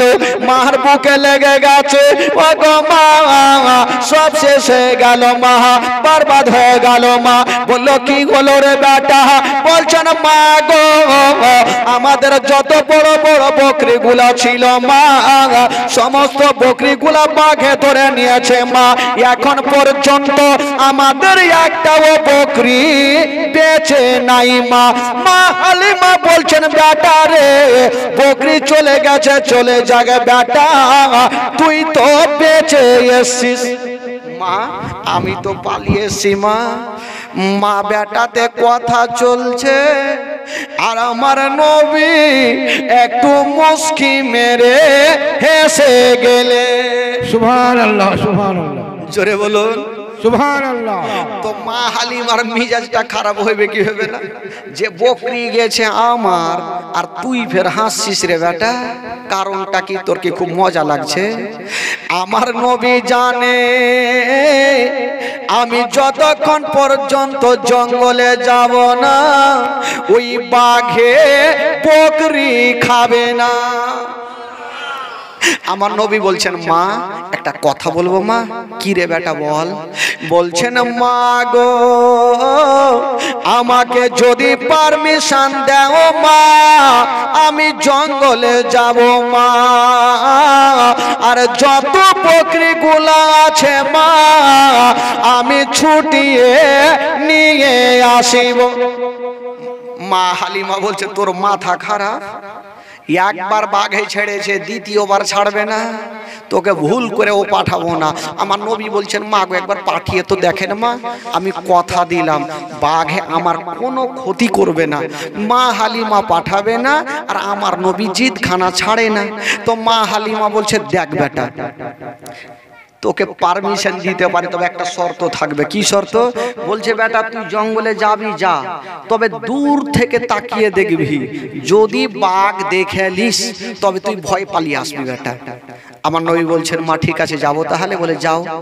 আমার নবী যাচ্ছেন আর পিছনে ঘুরে বলছেন মা গো আমি চললাম মা যতক্ষণ পর্যন্ত বকরি নেব না আমি বাড়ি ফিরে আসব না। আচ্ছা বলুন তো ভাই, আমার নবী জঙ্গলে যাচ্ছেন, বকরি আনতে পারবে কি পারবে না? একটু জোরে বলেন, পারবে কি পারবে না? আর আমরা আপনারা বাঘের মুখের সামনে যেতে পারবে? কেউ যদি পায়খানা বাথরুম করেন আর বাঘ যদি পিছন থেকে দেখেলেন তো লুঙ্গি ঠিক থাকবে? মাথায় তুইলা ভাগবে। কিন্তু আমার নবী কেমন ছিলেন ভাই? বলছেন মা গো চিন্তা নাই মা আমি চললাম, যতক্ষণ পর্যন্ত বকরি নিব না আমি বাড়ি ফিরবো না। বলে যা বেটা একটু সাবধানে যাস। আমার নবী চলে যাচ্ছেন বাবা। আচ্ছা আমার নবী জঙ্গলে যাচ্ছেন ভাই, বকরি আনতে পারবে কি পারবে না? একটু জোরে বলুন। আমার নবী যাচ্ছেন বাবা। যেমনই আমার নবী জঙ্গলে গিয়েছেন বাবা, ওই বাঘের সর্দার বলল ওরে বাঘেরা ওই যে দেখ নবী চলে এসেছে, মা আমিনার কলেজার টুকরা চলে এসেছে, আব্দুল্লাহর নয়নতারা চলে এসেছে, আব্দুল মুত্তালিবের পোতা চলে এসেছে, তোরা তাড়াতাড়ি করে যা আর নবীর অন্তর ভরে তোরা জিয়ারত করে নে। বাবা গো ওই জঙ্গলের বাঘগুলা দেরি করলো না, বাবা গো চলে আসিল আর বাঘগুলা দৌড়িয়ে এসে আমার নবীর কদমে চুমা দিয়ে দিল। নাম কি রে? সাদিয়া খাতুন 50 টাকা দিয়েছেন। সুবহানাল্লাহ। যেমনই বাবা গো কদমে চুমা দেওয়া, আমার নবী জিজ্ঞাসা করছেন হারে বাঘেরা তোদের সাহস কি করে হইল যে আমার মায়ের বকরি তোরা ধরেছিস? বাঘগুলা বলছে নবী গো, ইয়া রাসূলুল্লাহ, আমরা বকরি ধরেছি নবী গো, কিন্তু বকরির এখন পর্যন্ত রোম ক্ষতি করি না। আমরা সারা রাত ধরে আপনার বকরির পাহারা দিয়েছি। আমাদের খাবার ইচ্ছা ছিল না, আমাদের ইচ্ছা ছিল আপনার সঙ্গে দেখা করা। নবী গো, আমাদের খাবার ইচ্ছা ছিল না, আমাদের ইচ্ছা ছিল আপনার সঙ্গে দেখা করা। বাবা গো, আমার নবী বলল হইলো, দেখা তো হয়ে গেছে, এবার বকরিগুলাকে নিয়ে আই, আমিও দেখি তোরা খাইয়েছিস না বাঁচিয়ে রেখেছিস। বাবা গো, ওই জঙ্গলের বাঘগুলা জঙ্গলে গেল, আর যত বকরিগুলা ছিল বাবা ধরে নিয়ে চলে আসিল। আমার নবী বলছেন, ওরে বাঘেরা, এবার তোরা চলে যা। যত বাঘগুলা ছিল আমার নবীর কদমে চুমা দিয়া, নবীকে অন্তর ভরে জিয়ারত করে বাবা জঙ্গলে চলে গেল। আর আমার নবী মুস্তাফা ওই বকরিগুলাকে নিয়া মা হালিমার সামনে হাজির হয়ে গেল। মা হালিমা বলছে, মনে মনে চিন্তা করছে, সত্যি আমার বেটাকে কোনো জিন ভূতে ধরেছে, না হলে বাঘ হয়তো উনাকে ছাড়লো, কিন্তু বকরিকে পর্যন্ত ছেড়ে দিল না, এ বেটাকে রাখা যাবে না। কিন্তু একটা কথা বলি ভাই, আমার নবী যার কাছে থাকবে তার লাভ হবে না লস হবে গো? মা হালিমার কাছে যে আমার নবী আছে, তো মা হালিমার লাভ হবে না লস হবে? মা হালিমার বকরি প্রত্যেক দিন মাসুদ নিয়ে যায়, আর সন্ধ্যার সময় আসে পেট ভর্তি করে আসে, আর অন্য অন্য ছেলেরা নিয়ে যায় হাফ পেট হয়ে বাড়ি ঘুরে। তো অন্য অন্য ছেলের মা বলছে, হারে বেটা, মাসুদ যেখানে বকরি চড়াচ্ছে তোরা কি চড়াস না? বলে চড়াই তো মা। বলে ওদের বকরি ফুল পেট, তোদের হাফ পেট কেন? তো হাফ পেট হবে না, মা হালিমার বাড়িতে আমার নবী আছে, জোরে বলুন সুবহানাল্লাহ। তোদের বাড়িতে তো আর নাই, এক কাজ কর, কালকে তোরা যখন যাবি তো মাসুদ যেখানে বকরি চড়াবে তোরাও ওখানে রাখবি, দেখ তো তোদের বকরি ফুল পেট হয় কি না।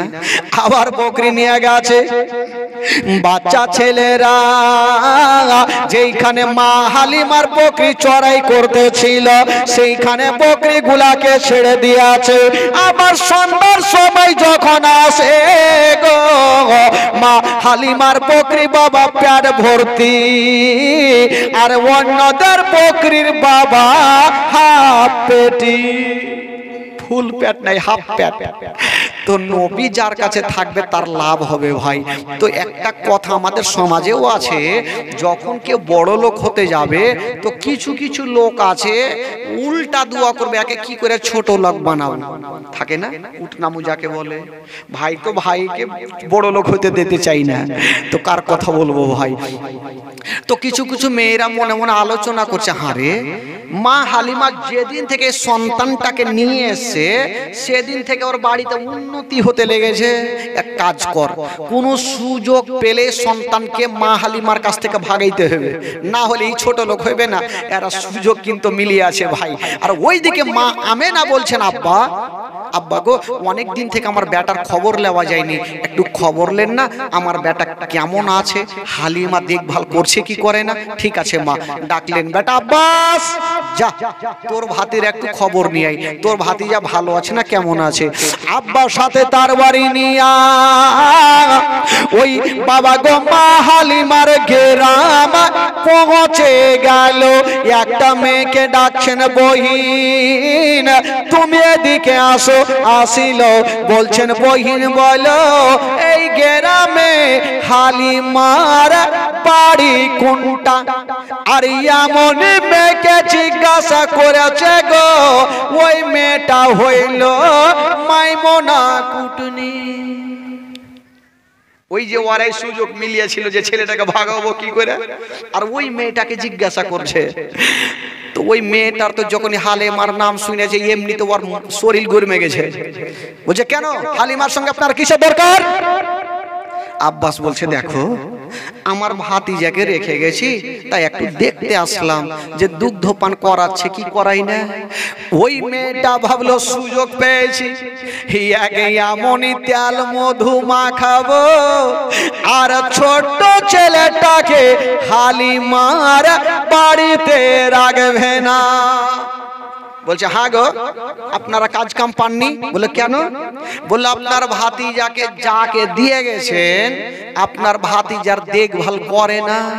আব্বাসের কিন্তু চোখ লাল হয়ে গেছে। করে না মানে কোনটা হালিমার বাড়ি? বলে কি দেখভাল করে না? বলে শুনো, আপনার ভাতিজাকে হালিমা সকাল বেলাতে ঝুলনাতে রেখে দেয় আর বাইরে থেকে তালা মেরে জঙ্গলে চলে যায়, সন্ধ্যার সময়তে আসে, আপনার ভাতিজার ঝুলনা বন্ধ থাকে। আচ্ছা ঝুলনা বুঝলেন তো কি বলে? দোলনা। দোলনা তো দোলনা বন্ধ থাকে। আব্বাস বলল তোর কথা শুনে লাভ না, আগে নিজের চোখে দেখবো কোনটা হালিমার বাড়ি। আচ্ছা ওই যে সামনে দেখা যায়। আব্বাস গেল, যাচ্ছেন দেখছেন বাবা ঠিকই বাইরে থেকে তালা মারা। আব্বাস বলল ঠিকই তো, মেয়েটার কথা কি সত্য? তো দেখবো কি করে ঘরে? দেখি জানলাটা খুলে দেখি। জানলাটা যেমনই খুলে দেখছেন বাবা দুই নয়নে দেখছেন গো আমার নবী একটা ঝুলনাতে শুয়ে, মা হালিমার বেটা একটা ঝুলনাতে শুয়ে, আর দুই কানা ঝুলনা বন্ধ আছে। আব্বাস রাগের মাথায় তারওয়ারে নিয়ে বসলো গেটে। আজকে হালিমার মাথা না কাটলে বাড়ি যাবো না। তারওয়ারি নিয়ে বসেছে, সারা দিন কাটলো। ঠিকই তো সন্ধ্যার সময় সূর্য ডুবতে যাবে, মা হালিমা বকরি নিয়ে বাড়ি ঢুকছে। আব্বাসকে দেখে চুপ করে দাঁড়িয়ে গেছে। ভাইয়া কি খবর, আপনি কখন আসলেন? বলছেন হালিমা। মা হালিমা চুপচাপ হয়ে গেছে। কি হলো ভাইজান? বলে আজকে ঠিকঠাক জবাব দে, যেটা প্রশ্ন করব সত্যি সত্যি উত্তর দে, না হলে জিন্দা রাখবো না। বলে কি হয়েছে বলেন? বলছে আচ্ছা আমার ভাতিজাকে তোমাকে কিসের জন্য দিয়ে গেছি? বলে দুগ্ধপান করাতে, আদর যত্ন করতে। বলে তুমি যে সকাল বেলাতে ঝুলনাতে রেখে দাও আর সারা দিন ময়দানে থাকো, আবার সন্ধ্যায় আসো, তো আমার ভাতিজার ঝুলনা কেটা হিলায়? মা হালিমার জবান থেকে একটা কথা বের হলো। বলছেন ভাইয়া গো তবে শুনালেন, সকাল বেলাতে আপনারা ভাতিজার ঝুলনা মিহিলিয়া যায় আর বিকাল বেলায় এসে দেখি আপনার ভাতিজার ঝুলনা হিলতে থাকে। আব্বাস ভাবলো একে এখনই মার্ডার করে দিব নাকি রে। একটু আগে দেখলো যে ঝুলনা বন্ধ, আর ই বলছে হিলতে থাকে। হালিমা খুল দরওয়াজা, আর দেখা কাঁটে ঝুলনা হিলছে। তবে শুনালে আজকে যদি ঝুলনা না হিলে আমার হাত থেকে তোকে কেউ বাঁচাইতে পারবে না। আর মাইমুনা কুটনি দূর থেকে দেখছে, আজকে ঝামেলা লাগিয়ে দিয়েছে। কুটনি যারা হয় তার গিরহে গিরহে বুদ্ধি হয়, কি করে ওরা দুশ্মনী লাগাইবে, আগুন লাগাইতে ভালো জানে। বাবা গো ওই মেয়েটা দূর থেকে দেখছে, আজকে ভেজাল পাঠিয়ে দিয়েছি, যা হবে হবে। আব্বাস বলল হালিমা দরওয়াজা খুলো। হালিমা চিন্তা করছে আজকে যদি ঝুলনা না হিলে আজকে চলে গেলাম। বাবা চাবিটা নিয়া তালাতে ভরে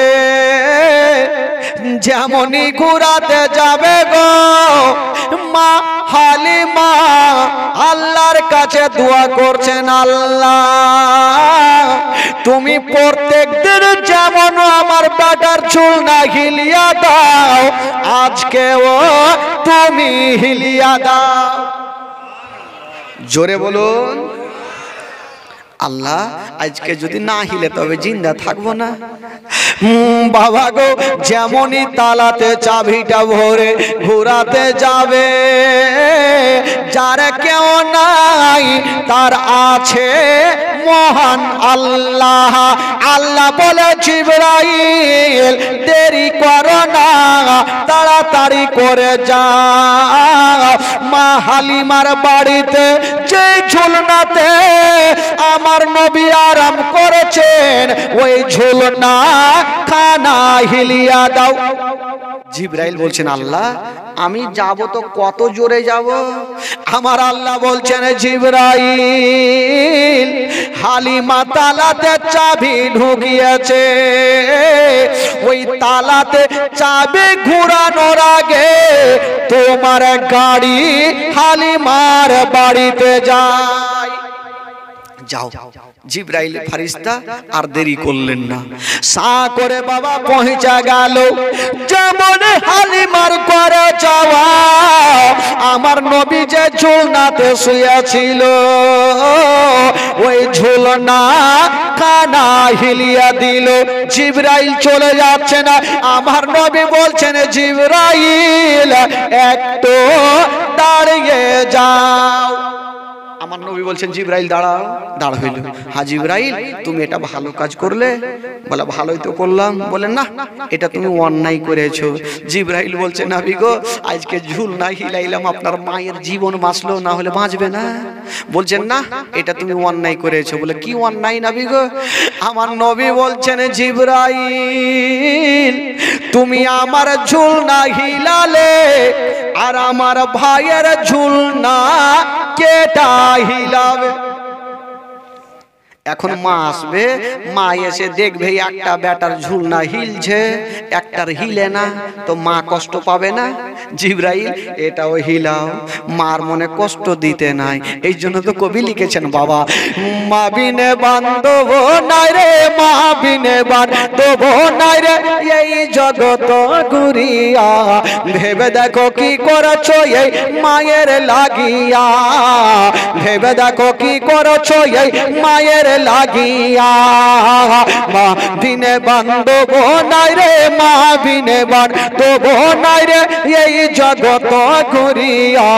ভেবে দেখো কি করেছো এই মায়ের লাগিয়া, ভেবে দেখো কি করেছো এই মায়ের লাগিয়া। ও সনাতন যদি দূরে থাকে আর মায়ের মনে আগুন জ্বলে নিভে না রে পানি দিলে, নিভে না রে পানি দিলে, নিভে না রে পানি দিলে আরো উঠে জ্বলিয়া। ভেবে দেখো কি করেছো এই মায়ের লাগিয়া, ভেবে দেখো কি করেছো এই মায়ের লাগিয়া। মা বিনে বান্ধব নাই রে, মা বিনে বান্ধব নাই রে এই জগত ঘুরিয়া। ভেবে দেখো কি করেছো এই মায়ের লাগিয়া, ভেবে দেখো কি করেছো এই মায়ের লাগিয়া, ভেবে দেখো কি করেছো এই মায়ের লাগিয়া। ও সন্তান যদি দূরে থাকে আর মায়ের চোখে ঘুম আসে না, বাছা ধর্মর কোথায় গেল, বাছা ধর্মর কোথায় গেল, বাছা ধর্মর কোথায় গেল আসে না কেন ফিরিয়া। ভেবে দেখো কি করেছো এই মায়ের লাগিয়া, ভেবে দেখো কি করেছো এই মায়ের লাগিয়া। মা বিনে বান্ধব নাই রে, মা বিনে বান্ধব নাই রে এই জগত ঘুরিয়া। ভেবে দেখো কি করেছো এই মায়ের লাগিয়া, ভেবে দেখো কি করেছো এই মায়ের লাগিয়া, ভেবে দেখো কি করেছো এই মায়ের লাগিয়া। জোরে বলুন সুবহানাল্লাহ, আরো জোরে বলুন। আমার নবী বলছেন জিবরাইল আমার ভাইয়ের ঝুলনা হিলাও। জিবরাইল বলছেন নবী গো আল্লাহ হুকুম দিয়েছে আপনার ঝুলনা হিলাতে। আমার নবী বলছেন জিবরাইল আল্লাহর হুকুমে আমার ঝুলনা হিলালে, এবার আমার হুকুমে আমার ভাইয়ের ঝুলনা তুমি হিলিয়া দাও। জিবরাইল বলল ওই তো ফেঁসে গেলাম, এখন যদি নবীর কথা না শুনি তাহলে তো আমার আল্লাহ খুশি হবে না, শুনতেই হবে, না হলে কোনো উপায় নেই। বাবা গো জিবরাইল, বাবা গো দুইখানা ঝুলনা গেলিয়ে চলে গেল, আর মা হালিমা বাবা চাবিটা ঘুরিয়ে দিল। পাল্লাটা সরাইয়া পর্দা সরাতে যাবে, মা হালিমা বলছেন ভাইয়া আগে আমি যাব না ঘরে, আগে আপনি চলেন, কারণ এখন গিয়ে যখন দেখবেন যে ঝুলনা হিলছে তো আপনি ভাববেন যে হালিমা আগে এসে ঝুলনা হিলিয়ে দিয়েছে। না আমি যাব না। আব্বাস বলতে আমার যাওয়ার দরকার নাই, আমি আগেই দেখে নিয়েছি ঝুলনা বন্ধ আছে। তাও ঠিক আছে হালিমা তুমি আগে চলো। মা হালিমা যেমনই ঘরে গিয়েছেন বাবা, আব্বাস যেমনই ঘরে যাওয়া, সকাল বেলাতে নিজের চোখে দেখেছিল ঝুলনা দুইখানা বন্ধ ছিল, আর সন্ধ্যার সমাতে দেখে গো ওই ঝুলনা বন্ধ ঝুলনা খানা বাবা হাওয়ার গতিতে ঝুলতেছে। আব্বাস বলছেন হালিমা এর কারণটা কিছু বুঝতে পারলাম না, আমি দেখলাম একটু আগে ঝুলনা বন্ধ, এখন হিলছে কেন? বলছেন ভাইয়া গো আমিও জানি না, তবে এটা আমি জানি প্রত্যেক দিন আমি সকালে হিলিয়া যাই আর বিকালে যখন এসে দেখি আপনার ভাতিজার ঝুলনা হিলতে থাকে। আব্বাস দেখে নিলেন, আমার নবীকে দেখলেন, নবী খুব ভালো আছে। দেখার পর আব্বাস কিন্তু চলে যাচ্ছেন, আর ওই মাইমুনা কুটনি বললো এত তেল মধু খাওয়ালাম কিছুই হলো না, ও তো বাড়ি চলে গেল। আব্বাস একটু দূর আগিয়ে গেছে, দেখছেন বাচ্চা বাচ্চা ছেলেরা ওই যে মেলার খেলনাগুলা নিয়ে খেলছে, মেলাতে যে খেলনাগুলা পুতলা মোটর সাইকেল গাড়ি ফাড়ি থাকে না, ওগুলা খেলা নিয়ে খেলছে। আব্বাস আবার ঘুরে আসলো, হালিমা তুমি তো সারাদিন ময়দানে থাকো, তো আমার ভাতিজার খেলনা কোথায়? আমার ভাতিজা কি নিয়ে খেলে? মা হালিমা বলছেন ভাইয়া গো তবে একটা কথা শুনেলেন, আপনার ভাতিজার খেলনা কোন মেলাতে পাওয়া যাবে না, আপনার ভাতিজার খেলনা কোন দোকানে পাওয়া যাবে না, আপনার ভাতিজার খেলনা কোন স্ট্যান্ডে পাওয়া যাবে না। কেমন কথা বলছো? আমার ভাতিজা কি খেলে? মা হালিমা তখন বলছে ভাইয়া গো আপনার ভাতিজা কি খেলে জানেন? বলছেন ভাইয়া গো আপনার ভাতিজার খেলনা মেলার খেলনার দরকার পড়বে না, আপনার ভাতিজার খেলনা দোকানের খেলনার দরকার পড়বে না, আপনার ভাতিজা যখন ঝুলনাতে শুয়ে থাকে নিজের শাহাদত আঙ্গুলি খানা যেদিকে ঝুঁকিয়া দেয় আসমানের চন্দ্র সেই দিকে ঝুঁকে যায়। জোরে বলুন। তো যার ইশারাতে আসমানের চন্দ্র ঝুলবে তার জন্য দুনিয়ার খেলনার কোনো দরকার আছে ভাই? আচ্ছা বলেন তো আমি আর আপনি যদি এইভাবে ওইভাবে করি চন্দ্র হিলবে? একটু বলুন হিলবে? তো কি করে বলি নবী আমাদের মতো? আমার নবীকে এত আল্লাহ ক্ষমতা দিয়েছে, ইশারাতে আসমানের চন্দ্রকে দুই খণ্ড করেছেন। জোরে বলুন সুবহানাল্লাহ। কেমন ছিলেন আমার নবী? এই যুবকেরা, अरे मोहम्मद तो खुदा नहीं बल्कि खुदा से जुदा भी नहीं। अरे नबी खुदा नहीं কিন্তু খোদা থেকে নবী जुदाও নেই। বেরাদার বন্ধুগণ বাবাজি, এবারে কি বলে আব্বাস দেখে বাড়ি চলে গেল। বেরাদার এবার আস্তে আস্তে নবীর বয়স একটু শর্টকাটে নিয়ে যায়, যেহেতু কালকে তো শেষ জীবনী আর কালকে তো বেশি খিচড়ি হবে ভাই, জীবনী যা হবে তো হবে। এবার আমার নবীর বয়স কম বেশি 2 বছর হইল। মা হালিমা বলল আর বেটাকে আমি রাখবো না, নিয়ে আমেনাকে জমা দেব। বাবা গো নিয়ে গেলেন। তো মক্কা নগরে তখন একটা অসুখ ছিল, বাচ্চা ছেলেদের যদি ধরতো হতো তো বাচ্চাগুলা বাঁচতো না। তো মা হালিমা বলল, আরে আমি 2 বছর আদর যত্ন করলাম, যদি আর কিছুদিন পেতাম খুব ভালো ছিল, মনের কথা, কিন্তু 2 বছর তো বেশি রাখা যাবে না। তো আমিনার কাছে নিয়ে গেল। আমিনা বলছে, হালিমা একটা কথা বলবো বহিন, আর কিছুদিনের জন্য তুমি নিয়ে যাও। মা হালিমা বলে, যে আমার ভাগ্য তো ভাগ্য ভালো, আমি যেটা আশা করছিলাম সেটাই হলো। আমার নবীকে আবার নিয়ে গেল। যেমনই নিয়ে যাওয়া বাবা গো, ওই বাবা গো মাসুদ একদিন আমার নবীকে নিয়ে আবার জঙ্গলে গিয়েছেন। বাবা যেমন জঙ্গলে যেতে নাই, আমার নবীকে একটা উঁচা জায়গাতে দাঁড়িয়েছেন। ওরে যুবকেরা শোনেন বাবা, কলেজাখানা ঠান্ডা হয়ে যাবে। আমার নবী একটা উঁচু জায়গাতে দাঁড়িয়েছিল। মাসুদ দেখছেন আমার নবী দাঁড়িয়ে আছেন, হঠাৎ করে দেখছেন বন্ধুরা জঙ্গলের দিক থেকে দুটা সাদা রঙের পোশাক পরে লোক চলে আসিল। আমার নবীর হাতখানা ধরে বাবা জঙ্গলের দিকে নিয়ে চলে যাচ্ছেন। মাসুদ ভাবছেন, আল্লাহ গো, ওই দুইটা লোককে আমি চিনি না, জানি না, আমার ভাইকে কোথায় নিয়ে যাচ্ছে, একবার যাই দেখি। মাসুদ পিছনে পিছনে চলে যাচ্ছে।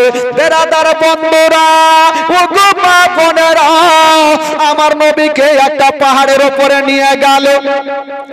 মাসুদ দূর থেকে দাঁড়িয়ে দাঁড়িয়ে দেখছেন আমার ভাইকে পাহাড়ে নিয়ে গেল, কি করবে। বাবা গো, আমার নবীকে একটা পাথরে শুইয়ে দিলেন।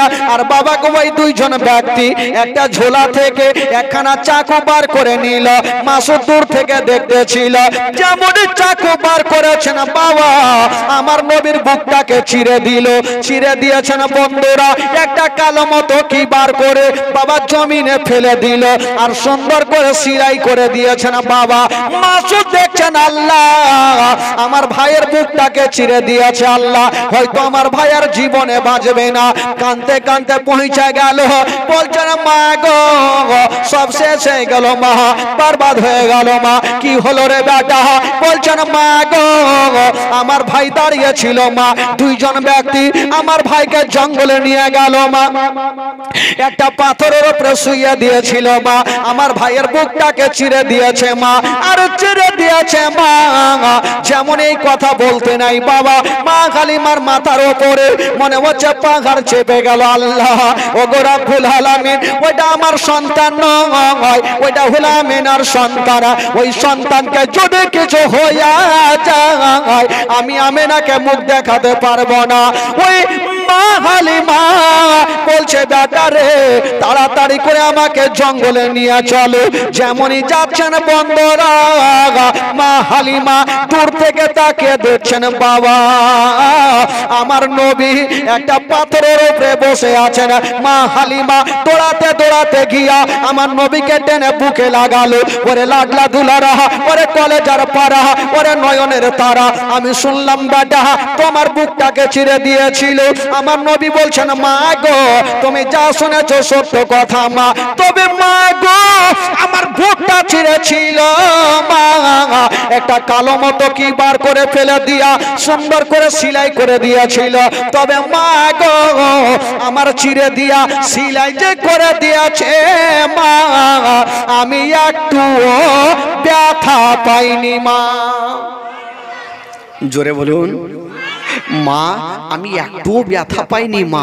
আমার নবীর প্রথম সিনাচার হয়ে গেল। ভাই বেরাদার বন্ধুগণ, বাবাজি, মা হালিমা ভাবলো এই সন্তানকে আর রাখা যাবে না। বাবা মা হালিমা আমার নবীকে নিয়ে আমিনার কাছে হাজির। আমিনা, এই যে তোমার সন্তানকে আমি তোমাকে দিলাম। হাজার হইলে 2 বছর 2.5 বছর মা হালিমা দেখভাল করলেন, দুগ্ধ পান করালেন, ময়া মমতা তো হবে। হালিমা কাঁদছেন। আমার নবী বলছেন, মা গো, তুমি কান্দিও না মা, আমি তোমাকে একটা কথা বলে দিই মা, তোমার বাড়িতে যদি কোনোদিন বিপদে পড়ে যাও মা, আমার নামখানা স্মরণ করিও মা, তোমার বিপদ দূরে হবে মা।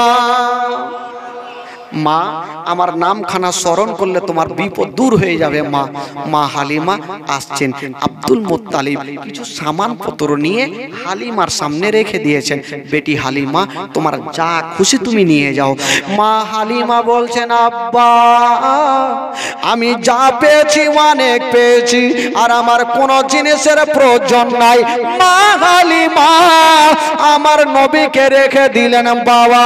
মা হালিমা চলে গেলেন, আর আমার নবী মুস্তাফা মা আমেনার কাছে বাবা থাকতে লাগলেন। দিন যাই সময় কাটে, এই করে করে বন্ধুরা আমার নবীর বয়স হয়ে গেল 6 বছর। কয় বছর হলো? আমার নবীর 6 বছর বয়স। আজকের মতো শেষ করে দিন নাকি বাবা? বিরক্ত হচ্ছেন? বিরক্ত হয়েছেন নাকি আপনারা? বিরক্ত হননি তো? আচ্ছা,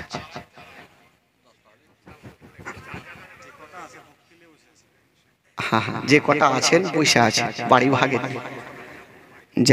এরকম করে বসে থাকলে সবাই শুনছে। মাশাআল্লাহ, লোক সামনে বেশি না থাকলে না আমাদের ইঞ্জিল কেমন কেমন করছে, আপ ডাউন। হ্যাঁ, ইঞ্জিল আপ ডাউন, মানে এরকম লোক তো দেখিনি কখনো। হাজার হাজার সামনে লোক, ভালো লাগবে, বক্তাকেও ভালো লাগবে, শ্রোতাকেও ভালো লাগবে। তো এখানে যে কটা মাথা দেখছি মনে হয় কিয়ামত পর্যন্ত আর ভুলবো না।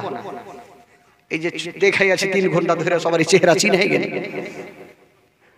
আর অন্য অন্য জায়গাতে ভাই চিনহা মুশকিল আছে, কে কখন কোন দিক থেকে আসবে কাউকে দেখা যাবে না। হাজার হাজার লোক। বেরাদার বন্ধুগণ, বাবাজি আমার ভাইরা, তবে আসুন, তবে আপনি একটু মনটা চাঙ্গা করে একটু মদিনা থেকে ঘুরে আসি ভাই। চলেন মদিনা চলেন, গোটা মাজমা পড়া একটু মনটা চাঙ্গা করেন। কাপড়গুলো সরিয়ে গেলেন মুখ থেকে। করোনা আর নাই ভাই, করোনা চলে গেছে। হ্যাঁ হ্যাঁ, একটু করোনা চলে গেছে। একটু জোরে সোরে আমার সাথে পড়েন। আমার ভালো লাগে না আমি যাব মদিনা, আমার ভালো লাগে না আমি যাব মদিনা। ঢেকি বাহানা। এইভাবে করলে কি আর কাজ হবে? এতগুলা লোক আছেন, যতই আছেন হাড্ডা হাড্ডি তো বৈশা আছেন, তো কেন আস্তে আস্তে? আমাদের ইন্ডিয়ার মধ্যে একটা অসুখ আছে যে আমি যদি পড়ি আমার বেটা বলবে বাপ জীবনে জানে না আজকে মুখ ঝুলেছে। বেটার লেগে কেউ পড়ে না, কেউ বাপের লেগে পড়ে না। ভাই চোখ বন্ধ করলেন, জানেন যে কবরস্থানে কইছে। জোরে বলেন, মন খুলে বলেন, আমার ভালো লাগে না আমি যাব মদিনা, আমার ভালো না আমি যাব মদিনা। এবার একটু হয়েছে। এবার একটু মাইকটা বন্ধ করেন তো, দেখলি এর আওয়াজ আছে কিনা। একটু মাইকটা বন্ধ রাখেন, দেখি আওয়াজ আছে কি নাই। একটু পরিচয় দেন, গোটা মাজমা দেবেন, কেউ চুপ করে থাকবেন না। আজকে কহেন না কালকে খিচুড়ি খিলাবো, পেট ভরে খিচুড়ি। জোরে বলেন, আমার ভালো লাগে না। এবারে একটু হয়েছে, আর একটু জোরে বলেন, আমার ভালো লাগে না আমি ও মদিনাতে না গেলে, মদিনাতে না গেলে মন শান্তি হবে না, আমার ভালো আমার ভালো লাগে না আমি মনে আছে যে আশা নবী গো হবে তোমার সঙ্গে দেখা, মনে আছে যে আশা নবী গো হবে তোমার সঙ্গে দেখা। ও তো পাখির মতো থাকে তো ডানা, পাখির মতো থাকে তো ডানা, উড়ে যাব মদিনা, আমার ভালো জোরে আমার ভালো লাগে না আমি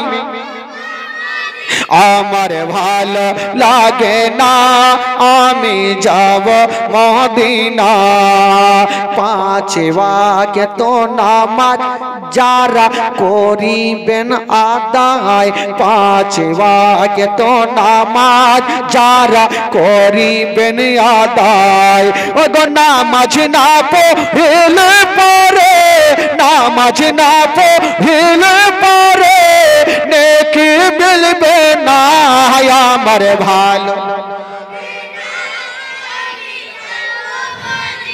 আমার ভালো লাগে না আমি যাব মদিনা আমার ভালো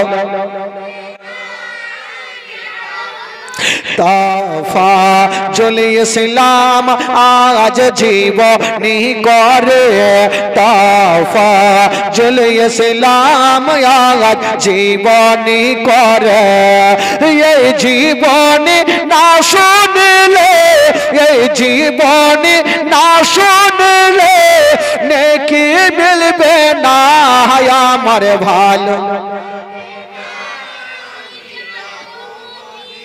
আমার ভালো লাগে না আমি যাব মদিনা আমার ভালো জোরে বলুন সুবহানাল্লাহ আরো জোরে বলুন সুবহানাল্লাহ বাবা একটা দুঃখের বয়ান সবাইকে চোখের পানি ফেলতে হবে চা দিবেন নাকি সবাইকে চা দিবেন সবাইকে একটু দাঁড়ান দুঃখের বয়ানটা একটু শুনে লেখ কারণ ঘটনা চলাকালীন চা চু খাওয়া মুশকিল আছে আপনারা খাবেন নাকি খাইন না ভাই ঘটনা শুনে আচ্ছা আমার নবীর বয়স কত বললাম গো জোরে বলুন হ্যাঁ 6 বছর আমার নবী কার কাছে আছেন মার কাছে